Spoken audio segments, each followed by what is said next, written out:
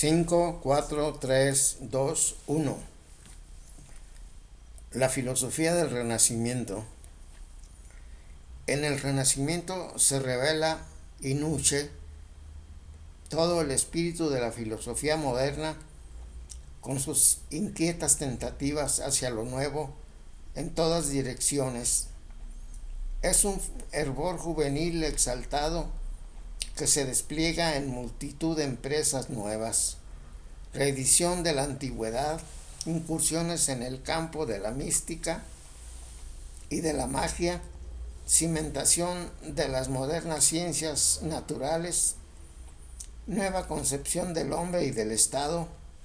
Se aspira en todo a lo fundamental y a lo grande, pero no son ya los ideales caballerescos de grandeza y honor del medievo, sino otros nuevos sentimientos y actitudes frente al mundo y al hombre. Lo definiríamos como una palabra, con unas palabras de Goethe. ¿Te afanas por el infinito? Ve tras lo finito en todas direcciones, pero mientras sueña el hombre con el infinito, se abate sobre él la pesadilla de lo finito y demasiado finito en el mundo y en el hombre. No se encuentra ya a sí mismo en paz con su interior y cae presa del escepticismo y relativismo. Es un rasgo de este periodo y rasgo en general del tiempo moderno.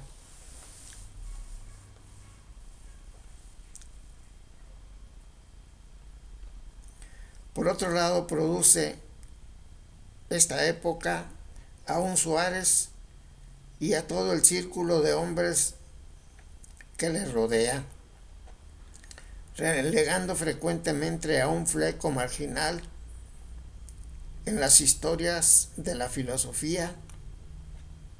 Ejerce no obstante este mundo de la renaciente escolástica española anchísimo influjo y es más de lo que ordinariamente se quiere admitir el terreno donde prenden muchas raíces del pensamiento moderno. Y se recuerda también, Suárez está al fin, al hombre que ilumina el comienzo de esta época.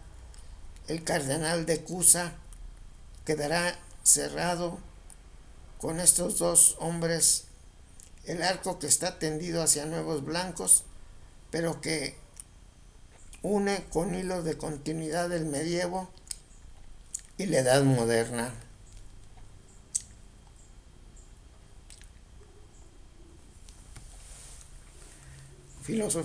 Bibliografía del Renacimiento.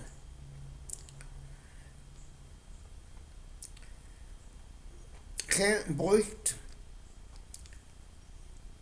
Divider Belebung des klassischen Altertums oder das erste Jahrhundert der Humanismus, en 2 volúmenes, 1859. J. Burckhardt, Die Kultur der Renaissance in Italien, 1860. Ediciones posteriores, traducción española de Losada, Buenos Aires. G. Dilthey, Auffassung und Analyse des Menschen im 15.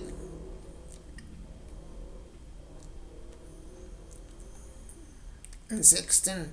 Jahrhundert. Concepción y análisis del hombre en los siglos XV y XVI, 1892. Traducción española, Hombre y Mundo en los siglos XV y XVI, 16-17 en México en 1947. K. Burdach, Reformation, Renaissance, Humanismus, 1918. A. Rickel, Die Philosophie der Renaissance, 1925, Ernest Cassirer, Individuum, un Cosmos in der Philosophie der Renaissance, 1927, traducción española en Buenos Aires en 1951, R. Henningswald, Denker der italienischen Renaissance, pensadores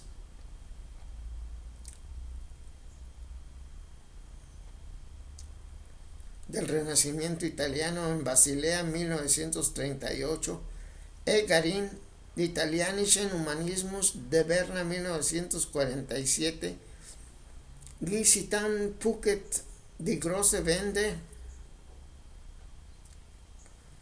Das apocalyptische Saculum, El gran viraje, el siglo apocalíptico 1948, Ernest Cassirer, P.O. Christaller and J.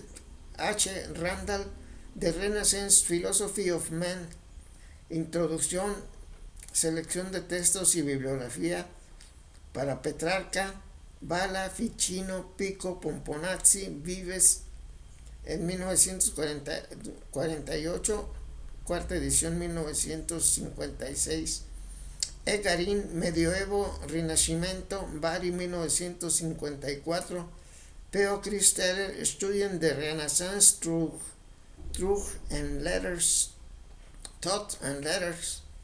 Roma 1966, N. Festa, Humanesimo, Hepli, Milano 1935.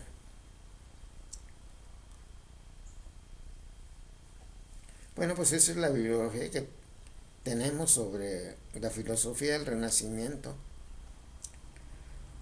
Leamos ahora la Antigüedad renacida. Este periodo de los siglos XV y XVI, pues la principal característica es que se revive toda la antigüedad en su aspecto humanístico.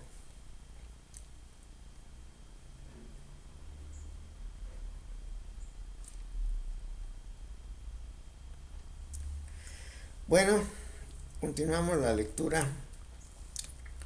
La antigüedad renacida, como el hombre mismo nos lo dice, se pone de ordinario lo esencial del Renacimiento en el renacer de la antigüedad. Ciertamente no lo es todo esta vuelta a la cultura grecorromana, pero sí es la característica más saliente de esta época tan rica en notas particulares, que no es algo tangencial. Lo asegura el hecho de que esta renovación de lo antiguo no se queda en una superficial fachada, sino que llega a ser un auténtico movimiento espiritual. Se señala por lo común como determinante de este fenómeno histórico el encuentro de Oriente y Occidente en el Concilio Unionista de Ferrara y Florencia de 1438, y más aún la llegada a Italia de numerosos sabios griegos fugitivos tras la caída de Constantinopla en 1453, quienes trajeron consigo en su hato de libros el preciado tesoro de nuevos textos de la antigüedad y juntamente su personal inteligencia y erudición para descifrarlos. Pero aparte de este móvil externo, existía ya mayor carencia y apertura del espíritu para el mundo antiguo, como fácilmente se desprende de autores como Dante, Petrarca y Boccaccio. Y junto a todo esto hay que registrar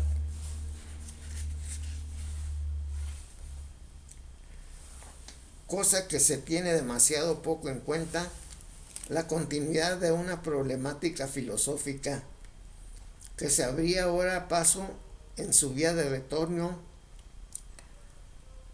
hacia las mismas fuentes de sus doctrinas.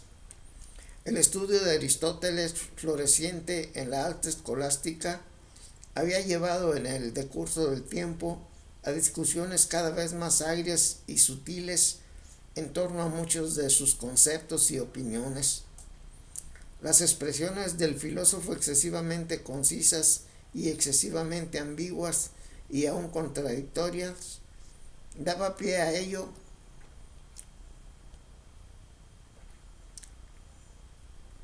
con lo que las interpretaciones varias no tenían fin.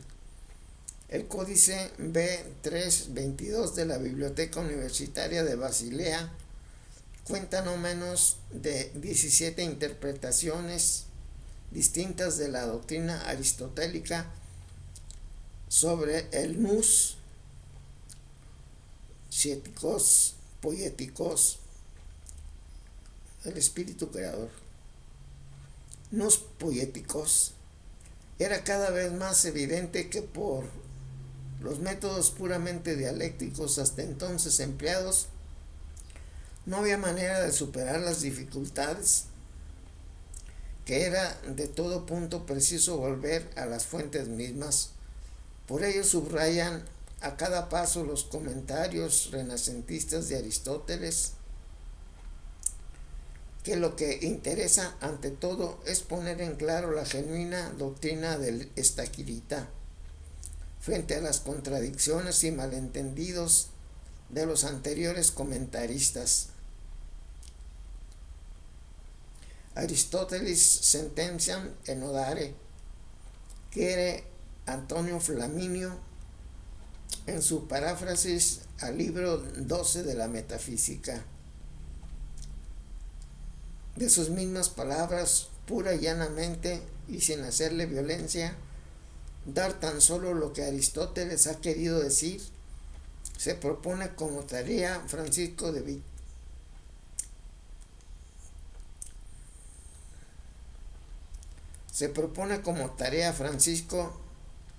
de Vicomerato en 1543. Y hasta un pensador tan claramente sistemático como Tomás de Bio Cayetano, al señalar el fin perseguido en su comentario de Ánima de 1509, dirá que no lo ha escrito como defensor de la verdad o de la no contradicción o de la verosimilitud de la doctrina de Aristóteles, sino solo como intérprete de la opinión de aquel autor griego.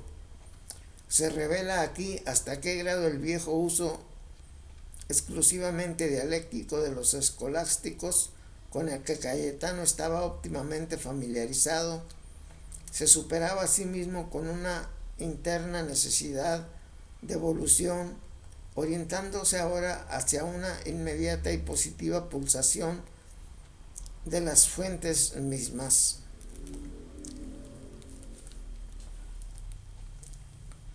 Platónicos. Lo anterior que vimos fue un brochazo de la filosofía de los patéticos de Aristóteles. Platónicos. El nuevo platonismo señala al momento de máximo esplendor de la filosofía del Renacimiento. Repito, el nuevo platonismo señala el momento de máximo esplendor de la filosofía del Renacimiento. No es un platonismo puro, es tanto y más platonismo que verifica pensamiento y sentimiento, pero en todo caso es Platón uno de los luminares que destacan su brillo en el firmamento renacentista.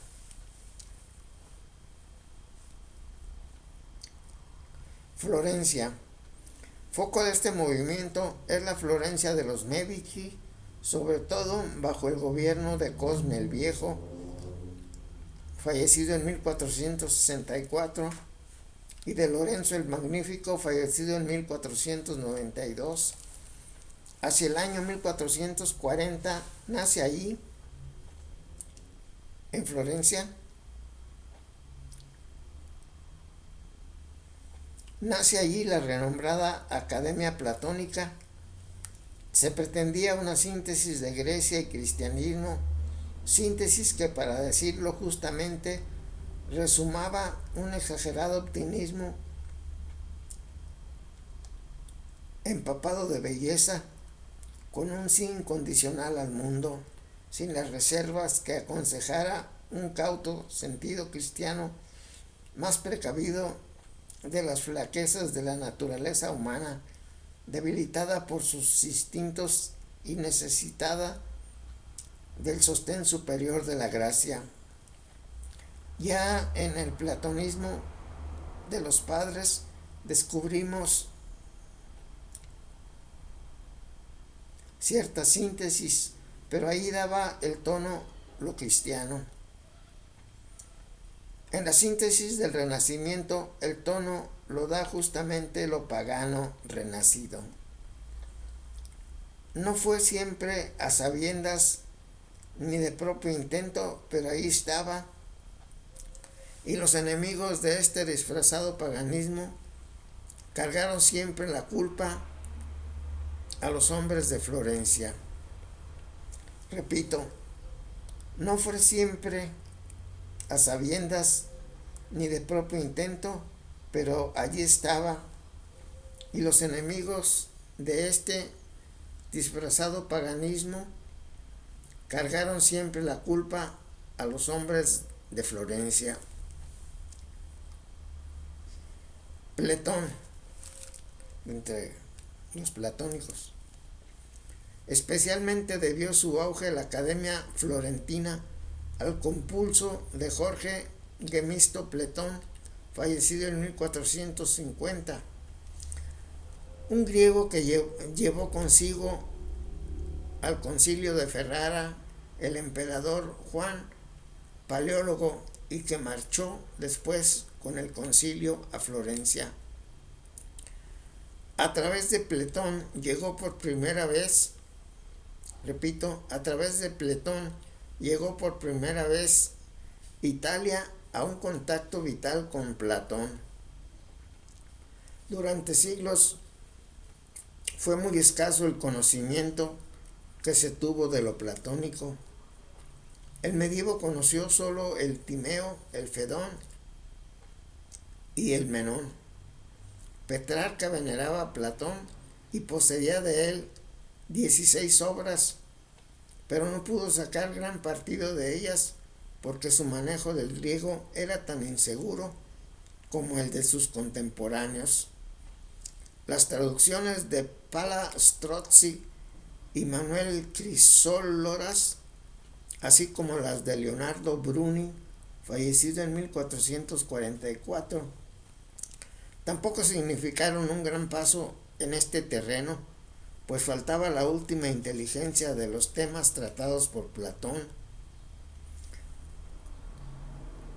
A hacer frente a esto vino la obra de Platón, quien ya en Mistra, junto a la antigua Esparta, había reunido en torno a sí una academia según el modelo de la platónica y había explicado a sus miembros el mundo de Platón.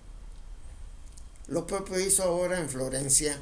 Los humanistas escucharon a Platón con creciente interés y entusiasmo, y el resultado fue el despertar de una nueva y auténtica vida espiritual.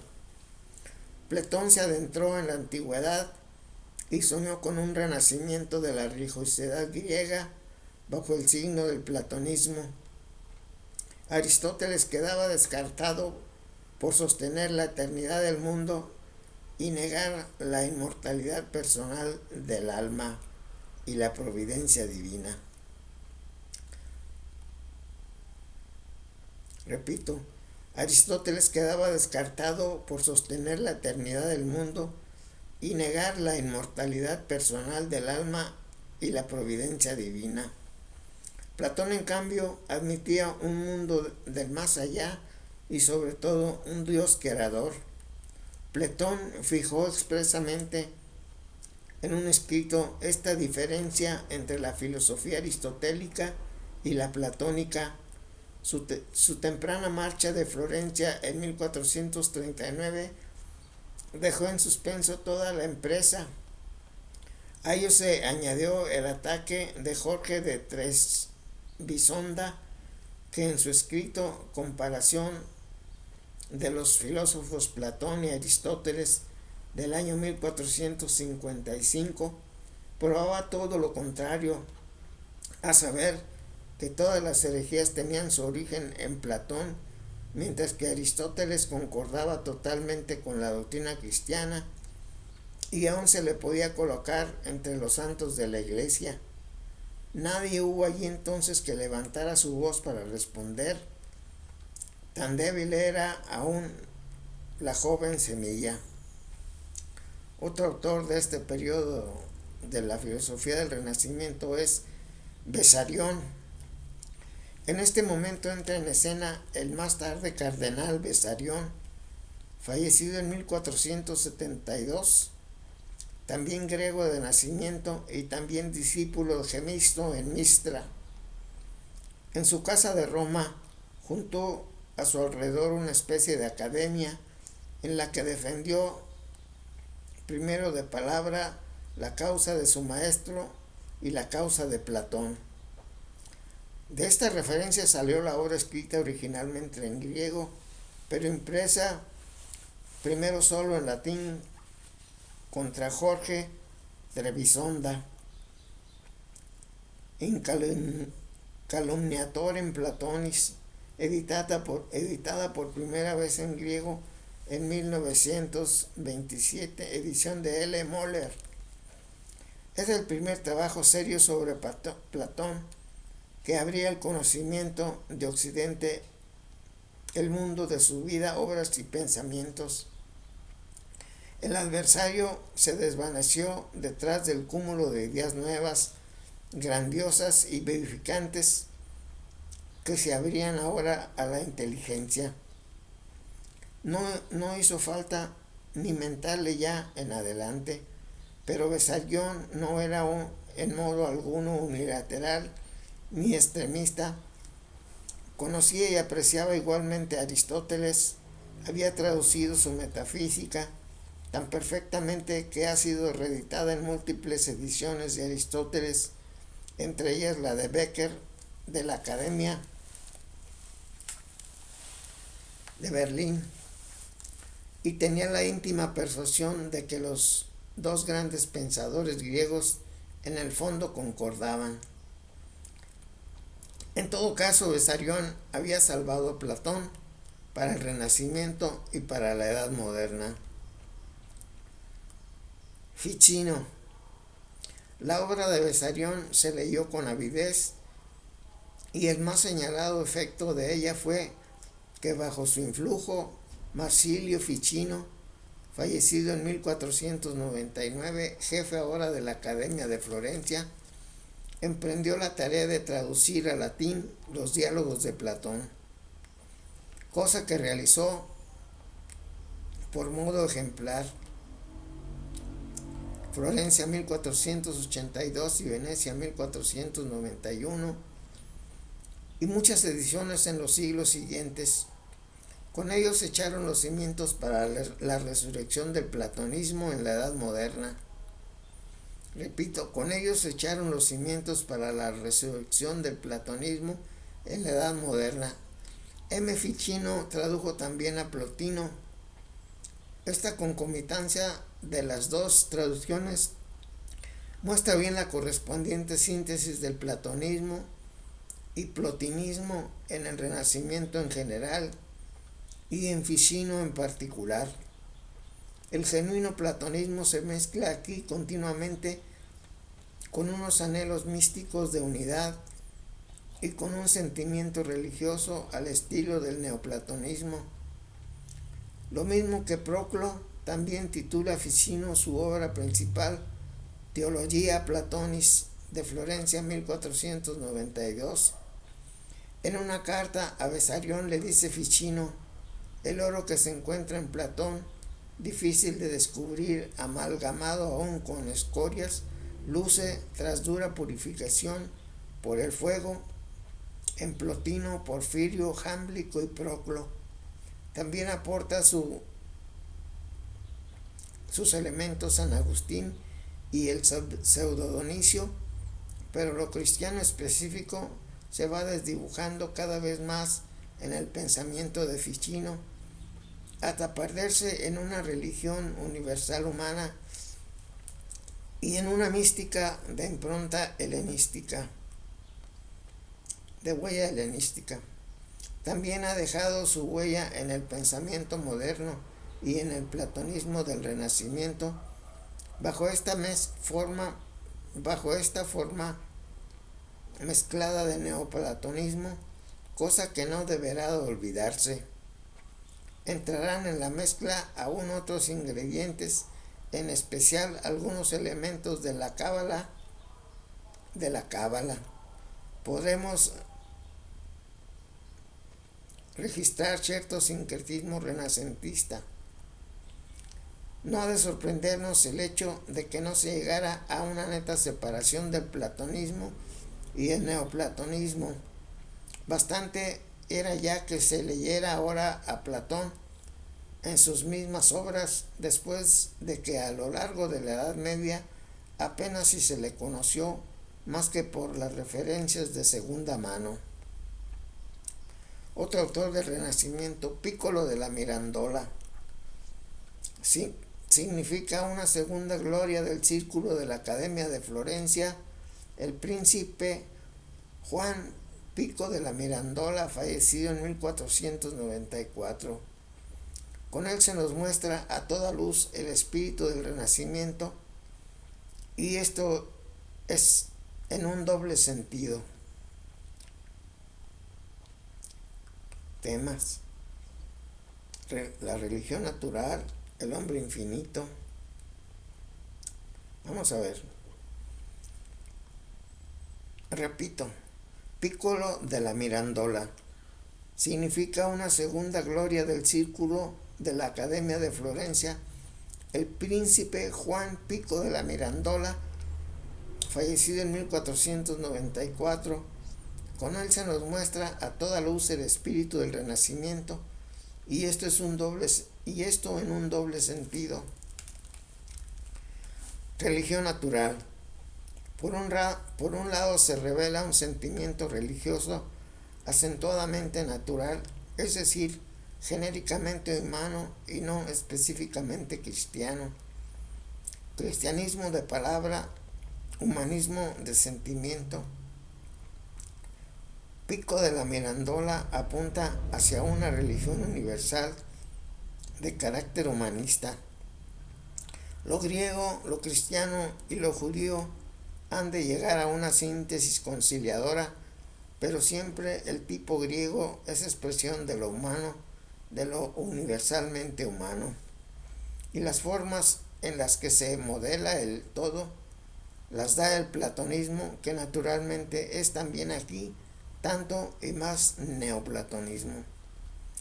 En realidad resbalaban estas corrientes hacia un nuevo paganismo, y se comprende que la Iglesia se opusiera al desorbitado cuanto generoso proyecto de Pico, que invitó a Roma a todos los sabios del mundo para discutir sus 900 tesis en torno a este problema. El hombre infinito. Por otro lado, desarrolló Pico una nueva concepción del hombre que apuntaba en esta misma dirección, la concepción del hombre infinito. En su escrito De Dignitate Hominis ve Pico la esencia y la grandeza del hombre en la capacidad que tiene para una ilimitada metamorfosis. El hombre debe crear siempre algo nuevo en un proceso infinito y mediante ello realizarse a sí mismo. Sería este el gran hombre. Para Cusa existe aún el mundo de los eternos arquetipos. El hombre tiende hacia ellos en un indefinido proceso de acercamiento, pero los modelos ejemplares están ahí, y solo por ser ellos inagotablemente ricos, es también el camino del hombre hacia ellos un caminar infinito. En Pico, por el contrario, se desplaza el valor de los tipos ejemplares al hombre mismo y el valor del fin al camino de acceso. El imperturbable esfuerzo del hombre es ahora lo infinito. Importan ya menos las eternas o inmutables verdades que la del infinito dinamismo. Importan ya menos las eternas e inmutables verdades que la del infinito dinamismo. No es que se niegue la existencia de otro mundo, ya sea este aún más allá, ya sea un orden de valores y verdades, pero tal orden superior viene ahora inscrito en el hombre mismo para construir un momento de su dinamismo, para constituir un momento de su dinamismo. Pero este dinamismo ha de ser infinito para ser auténtico. De este modo se eleva el hombre sobre sí mismo y sobre este mundo. Así se declara, si bien queda de hecho siendo siempre él mismo, término de su autoelevación. La infinitud, otrora atributo exclusivo de la divinidad, se transporta ahora al hombre. Se ha llamado a esto titanismo, pero aquí el hombre no solo es un titán, se siente además de Imurgo, un deus in terris, como aparecía ya en Ficino. Ciertamente no se respira aquí el espíritu de la Edad Media, que miró siempre al hombre como un servidor dentro de un orden de ser trascendente, ni es esto tampoco antigüedad, a pesar del platonismo, pues la antigüedad comprende que solo hay algo superior al hombre.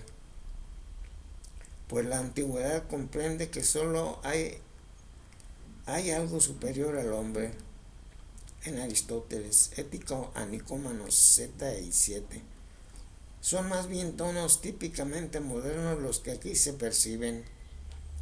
Los oiremos de nuevo cuando más adelante Kant, el idealismo alemán y otros idealismos proclamen que el camino de la síntesis creadora en el conocer es infinito, que nosotros no conocemos el mundo, lo creamos, que el proceso cósmico total es la historia del espíritu humano, que es la vida la que crea las verdades y los valores, que Dios debe morir para que el hombre se libere y pueda vivir, que el existir es más fundamental que el ser.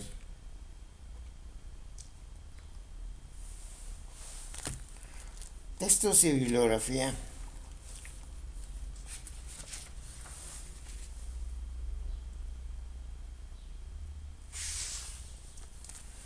Textos y bibliografía de Filosofía del Renacimiento. A. de la Torre, Historia de la Academia Platónica de Firenze, Florencia 1902, reimpreso en 1959. A. Castel, Art et Humanisme à Florence, Autant de Laurent le Magnifique. Études sur la Renaissance et l'Humanisme platonicien, París 1959. Platón, Ópera Mignet, Patrice Greci, 160 Masai, Platón, El Platonisme de Mistra, París 1956. Besarión, Ópera Mignet, Patrice Greci, 1161. Él mismo, Adversus Calumniatorem Platonis, Roma 1469, editado en griego por R. Müller, 1927. Este mismo, Cardinal Besarion, als Theolog, Humanist und Staatsmann, 2 volúmenes, 1923 y 1927. M. Ficino, Opera Omnia Basilea, 1576, reimpresión en 4 volúmenes de Turín, 1959. Supplementum Ficinianum, edición Peque, Chrysler, 2 volúmenes, Florencia, 1937. M. Ficin, Commentaire sur le Banquet de Platón, Commentaire sur le Banquet de Platon. Texte édité et traduit par R. Marcel, Paris 1956. G. Saita, M. Ficino e la filosofia dell'umanesimo. Bologna 1954. P.O. Klisterer, il pensiero filosofico de M. F. Florencia 1953. R. Marcel, Marcille Ficin, con biografía e índices, París 1958. Pico de la Mirandola, ópera, Bolonia 1496 y Basilea 1573. De él mismo, de homines dignitate, hepta plus de ente et uno scriptivari, a cura de E. Garín, Florencia 1942. G. Barone, humanesimo filosófico de G. P. Piccolo de la Mirandola, Milán 1949. E. Monerjan, G. P. Piccolo de la Mirandola, eine Betrieb zu philosophischen Theologie des italienischen Humanismus 1960. Luego hace más hincapié en los aristotélicos por Europa, los estoicos, epicuros y humanistas.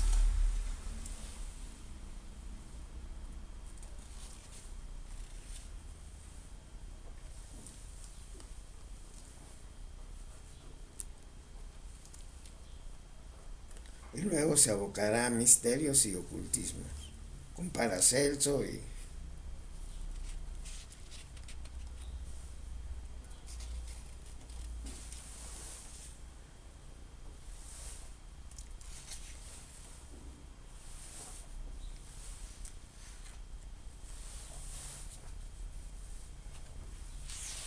queda pendiente la lectura a partir de la página 472.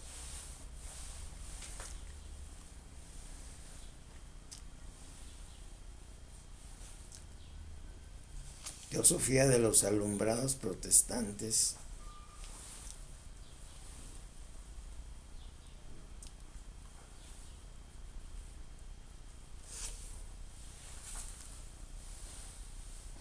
Y más importante, los nuevos caminos de la ciencia, a partir de la página 487, que será nuestra próxima lectura.